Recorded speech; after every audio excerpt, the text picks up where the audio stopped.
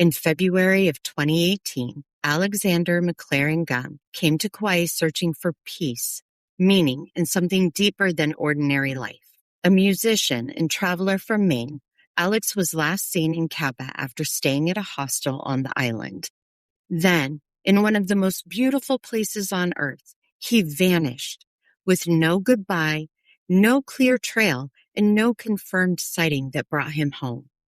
Tonight, we follow Alex's journey from the mainland to Hawaii, where hope and spiritual searching gave way to silence. Did he get lost in Kauai's rugged landscape? Did he choose to disappear? Or did something happen after he stepped away from the last place anyone knows he was alive? Years later, his family is still searching, and the island still holds its secrets. Emergency. No problem. All units standby. I'm at the corner of Pleasant Hill and John Young Freeway. 1519 East 18.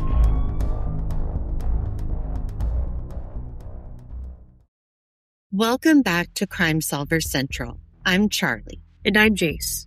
And today we're talking about the disappearance of Alex Gumm, a young musician, artist, and deeply spiritual person whose journey to Kauai has become one of the island's most haunting unsolved missing person cases. Just scattered sightings, the possibility that either he vanished by choice or entered terrain so remote that the truth may still be hidden there. We're going to walk through what's known, what has been reported, theories people continue to discuss, and what you can do if you have any information. This is not a solved case, and is not a story with a clean ending. It's a story about a young man who arrived in one of the most beautiful places in the world and then slipped beyond the reach of everybody who loved him. We want to be clear. We're discussing possibilities that have been publicly reported. Our intention here is to be careful, respectful, and helpful. Because for Alex's family and friends, this isn't some sensational mystery. It's real life, and perhaps the worst event that's ever happened to them. Exactly. As we always like to do, let's start with who Alex Gumm is as a person, because it matters who Alex Gumm was before he disappeared. Public reporting describes him as creative, intelligent, musically gifted. He grew up in North Berwick, Maine, and people who knew him described a shift in his behavior right before the trip to Hawaii. Reports say Alex had become deeply interested in spirituality and living outside the conventions of ordinary life. The reporting from Civil Beat and the Charlie Project both describe him as someone who had pulled away from his social circle and family in the period leading up to the trip. He wasn't just taking a vacation as some originally thought. He was going to Kauai for something much bigger in his mind, a spiritual quest, a search for enlightenment. That framing is important because it's shaped every theory people have looked at since. Alex arrived on Kauai on February 22, 2018. Civil Beat reports that he landed at Lihue Airport and spent his first night at a hostel in Kapaa. The Charlie Project also places him at the Kauai Beach House Hostel, noting he stayed there briefly and contacted taxi companies during that period. And this is one of the most frustrating parts of the case. There are those taxi calls, but according to reporting, neither company had a record of actually picking him up. So you have a person who arrives, checks into a hostel, tries to get transportation, and then the trail starts breaking apart almost immediately. That's what makes the case so unnerving. The timeline is short. In a digital age where almost everybody leaves some trail somewhere, Alex seems to exit the documented world almost at once. Public reports say his bank account was never touched again, and his phone was never used after those early calls. And that leaves people with a really hard question. How does someone disappear completely like that, especially on an island? When most people hear island, they imagine limitations. They imagine fewer places to go, fewer escape routes. But Kauai is rugged. It's beautiful, yes, but it's also dense, isolated, and in some areas, extremely unforgiving and dangerous. Civil Beat described the island as both small and full of places to hide, which is such an unsettling but effective way to put it. On paper, disappearing on an island sounds very unlikely. In reality, Kauai has wilderness, cliffs, valleys, ocean hazards, remote camps. and off-grid spaces where a person can become impossible to track. Public reporting has also noted a wider pattern of missing persons cases on the island, which adds another layer to the story. And Alex's background is important here because there are reports that before leaving, he had researched foraging, natural living, and how to survive with very little. Civil Beat reported that his friends, after accessing his computer, believed that his searches suggested he intended to live off the grid. That's a huge detail, because if someone goes to Kauai with the mindset of rejecting conventional life, living minimally, and not wanting to be contacted, then the disappearance stops looking like a conventional missing persons case and starts becoming something much more ambiguous. And ambiguity can be brutal for families of the missing, because ambiguity creates hope and fear at the same time, which can be a dangerous combination. Hope that the person is alive, and fear that they're not. With little ability to hold those two emotions at the same time, there's hope that the silence is intentional, and fear that it isn't. According to public reporting, Alex's family and friends did not just sit back. His parents filed a missing persons report. A private investigator on the island has worked leads. And later, some of Alex's childhood friends actually traveled to Kauai themselves to search for him. That part of the story is heartbreaking. Civil Beat reported his friends arrived believing they might find him relatively quickly, playing guitar on a beach, maybe drifting. Instead, they found just how enormous and insurmountable the search really was. They searched camps, beaches, monasteries, thrift stores, and more. They encountered possible witnesses and heard stories, but nothing that turned into a confirmed answer. And that's one of the reoccurring themes here. Leads but no resolution. Sightings but not closure. They did all of this on their own time and at the risk of their own lives. The Charlie Project lists Alex as still missing, and the Searching for Alex site continues to frame the case as an active effort to locate him. But first tonight, a young man from Maine who seemed to have it all went on a kind of pilgrimage to paradise and vanished.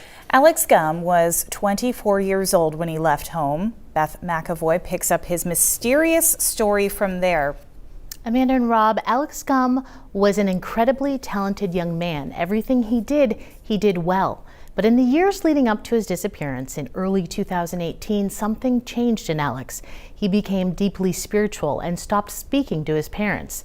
He left for a trip to Hawaii, and once he got there, the mystery only deepened. Nearly 2 years later, his parents are still left wondering and at times fearing the worst.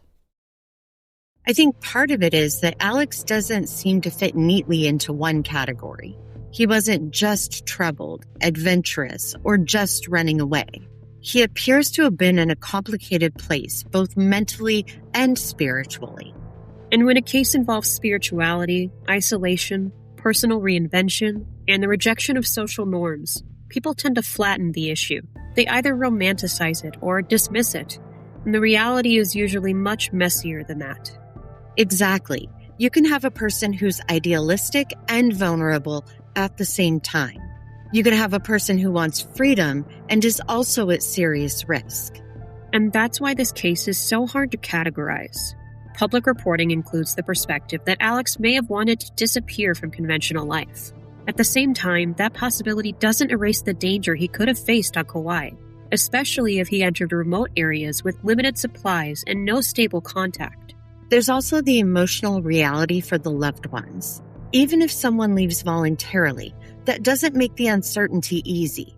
Years without verified contact is its own kind of trauma.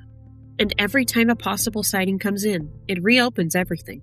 Public reporting says that over time there were tips and possible sightings, but they became fewer and farther between. That decline in leads can be just as devastating as having none at all. I also think people underestimate how quickly someone can vanish when they move outside of normal systems. No cards, phone, or contact with family. No digital footprint. And suddenly, a person can become almost impossible to trace. And in Alex's case, that seems especially relevant, because public sources say he traveled with cash and then never touched the money in his bank account afterward. That doesn't tell us what happened, but it does tell us why the trail went cold so fast. It also leaves open a haunting possibility. that the plan, whatever it was, may have involved disappearing from ordinary life from the start. But even if that's true, it still doesn't answer the bigger questions. Did Alex build an off-grid life? Did he leave the island? Did he tragically die in a remote area? Did something happen after he trusted the wrong person? Those are very different endings, and the public sadly doesn't have evidence to settle any of them. Now we're moving into theories, and we want to say this very clearly. These are not conclusions. These are possibilities people have discussed based on public reporting. The first theory is that Alex disappeared intentionally and remains alive, possibly off the grid.